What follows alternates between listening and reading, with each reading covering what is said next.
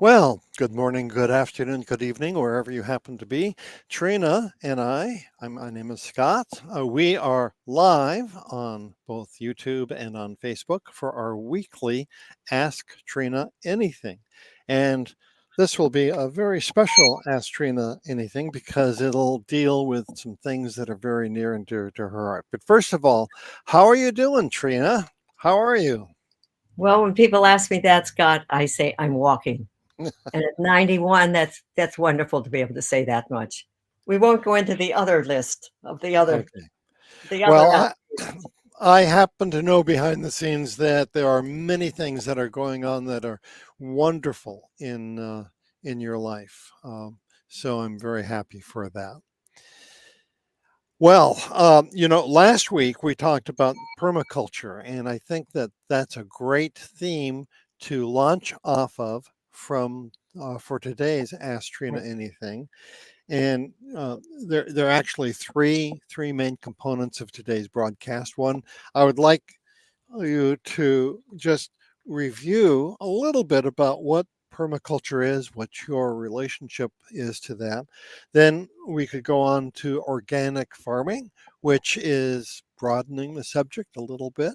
And then finally settle in on genetic engineering, which is, I know, a topic that is very near and dear to your heart. So, Trina, could you start us off with just kind of an overview of permaculture from last week, what it's about, what its benefits are, and what you think its future might be? Permaculture is a worldwide movement that basically started in Australia, where all kinds of methods of organizing life, including farming techniques, are try to be taught and brought together. And so people are learning how to do it, and they usually choose to learn it in the bioregion in which they live, whether it's I'm vice president of Central Rocky Mountain Permaculture. That's at 7,400 feet, which is like the high desert in Colorado and the Rockies. And and so that's the place that I fell in love with when I first went out and saw those wonderful mountains. I'm really a Ohio girl and now a New Jersey girl. So we don't have that kind of landscape. So permaculture in our areas is different. It's from the Northeast, the woodlands area. We're the woodlands. If you leave your property go like I've been doing for the last couple of years, it becomes almost like a jungle that will grow trees. So I have to go around every year and try to take out the young trees that I can't have on my small family, not family, my small household farm. So permaculture is not just organic farming, but I think that's what I want to talk more about today, that dimension of things where we grow our food. And I got into this since I was a child and we composted because composting is a very basic way of respecting the earth processes. And what's a pain and a horrible thing if you put it in the incinerator, which is where our garbage goes, and it's burnt, it's wet stuff. And going into a landfill, it becomes the toxic that sort of melts metals and helps pollute the water. But if you put it in a compost pile and put your sloppy stuff in with some leaves, which we have in abundance in the Northeast, it becomes this wonderful fertilizer that enables you to grow crops all by itself. And besides that, as we think about global warming, it sequesters the carbon dioxide in the soil until the next growth of plants uses it. So the struggle about what's real about climate change, both sides can have truth within it, as so many things do. Both sides can have some truth. So that's sort of permaculture is a bunch of principles. We could go deeper into that, Scott, but we only have relatively little time. And Well, I wanted to focus on the organic gardening things and my whole experience with genetic engineering and how that sort of went historically because it's still with us today. The question about it, we're not allowed to really label it clearly so that people know if they're getting those ingredients. I think most people don't realize that soy is really a wonderful food for you, but not if it's genetically engineered. And 96% of it is. And so as it goes in our chicken feed and our animal feed, then it gets into us. And so corn is in the same category. So you have our basic staples like corn and soybeans, which is so basic to life in this country, and our so much of our field crops are dedicated to it, and it's very dangerous stuff. And corn, I think, is over 90% genetically engineered, and soy 96%. So it's really a tricky business. But I want to talk about this more from a consumer point of view, where we So, so in a supermarket, Scott. yeah. So Trina, I'm going to interrupt you a little bit to add a little bit of context to this conversation, if I might be so bold, please. As the author of Hope for the Flowers, people, gravitated towards that because you tapped into a universal, you tapped into something that was very near and dear to people's heart, and it was, oh yeah, that really makes a lot of sense if you just sit back and take a look at it, maybe in an allegorical sort of way, but underneath the allegory are principles which are enduring and might be universal. And you know Hope for the Flowers wasn't a one off, it was just one expression of how you view and understand the world based upon your background, your personality, your aspirations, your beliefs, your religion, all of that. So, what we're doing today is saying what would happen if we applied the same underlying principles that went into your writing Hope for the Flowers in other areas. And one of the big things for you would be genetic engineering. And what I think you heard you say was that it's not absolutely inherently guaranteed to be bad 100% of the time, but, and it is at that but dot dot dot that I'm going to hand the mic back to you. Okay, is that but?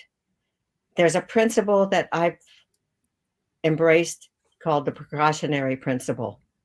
And it's a principle that things need to be proven safe and effective, that have unknown consequences before you do it and greatly change nature.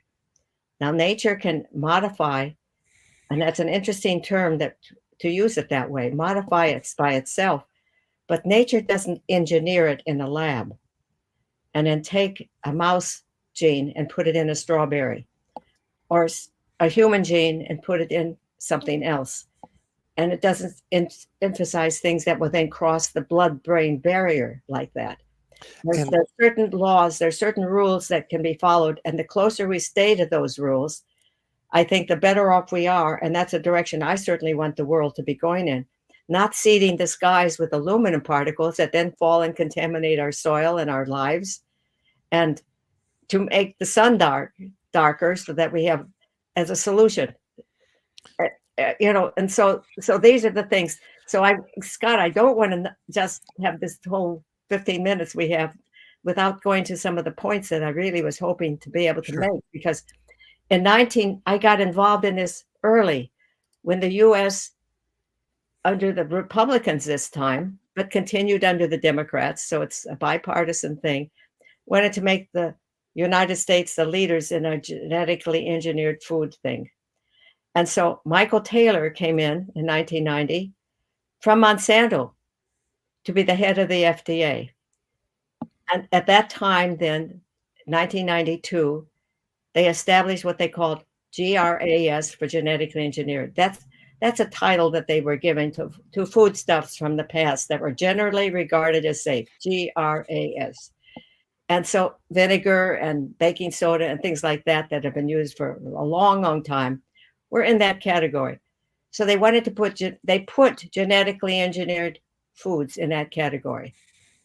And then the suit that I wanted to first talk about came a little later, and those of us who became appalled that they wanted to put it in the organic standards came in 1998, and it's the only real big struggle I've ever been a part of that we won.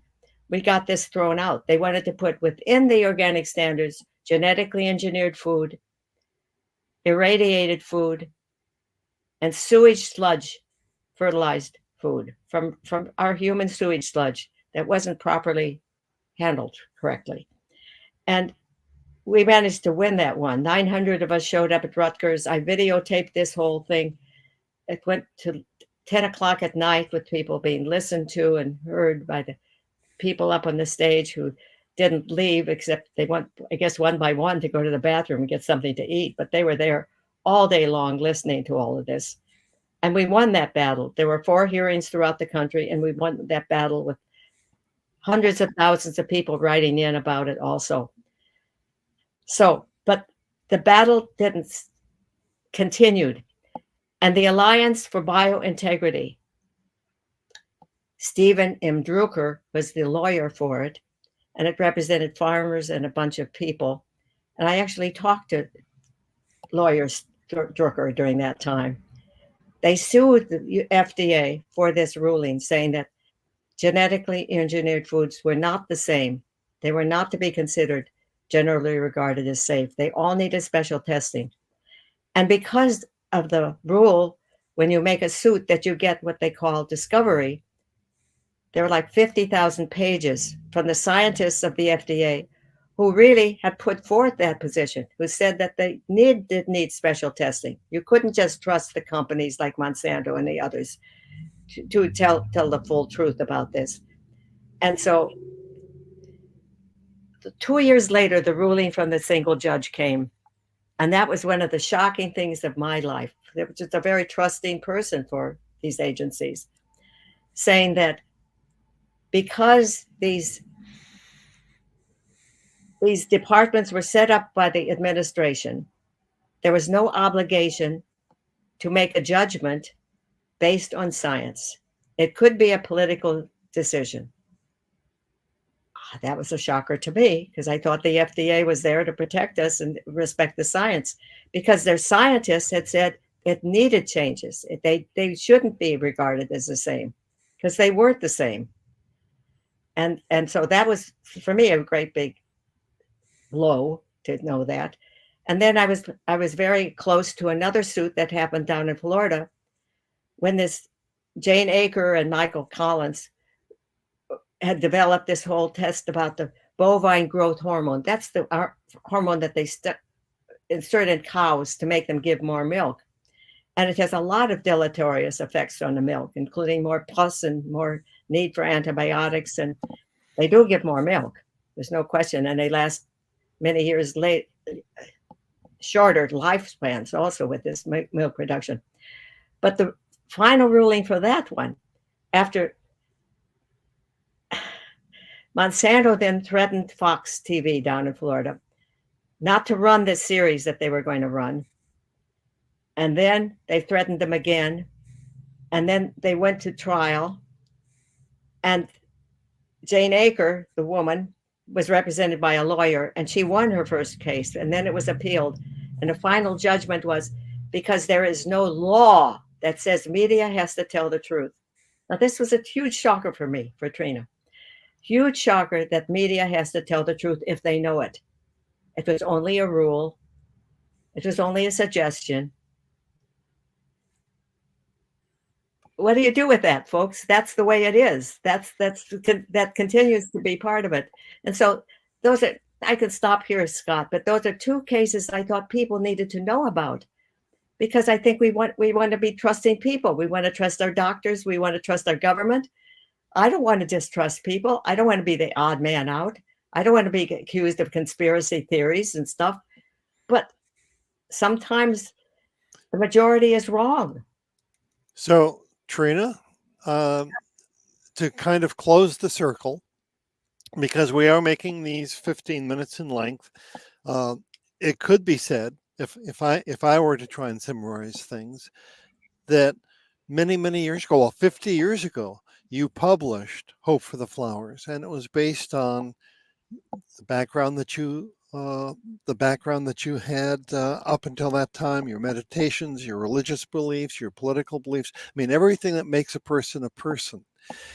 And there have been just generations and generations who have seen the wisdom of the insights that you had in terms of Hope for the Flowers. But that's not the only string in your fiddle, that you apply the same underlying principles to other things in life. And one that's cropped up right away is what we're doing to our environment in general and what we're doing to our food chain in particular. And somehow those just violate the underlying principles that you believe And have come forth in nature itself. To thank you, Scott. You say it very well. And actually, Hope for the Flowers does deal in a very basic way with this kind of principle because if you get to the top of the caterpillar pillar by climbing over others, and you get to the top, it's a very brief stay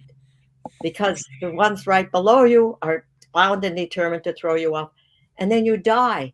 And I can't think of anything sadder for a caterpillar to die as a caterpillar and never have a chance to even go into the cocoon or be transformed to become a beautiful butterfly, able to carry the love of one flower to another and be so fruitful that way and be so happy and so beautiful. And we all have those choices to make. Hope for the Flowers is about choices that we have to make. I don't know that the caterpillars have such a choice, but we do.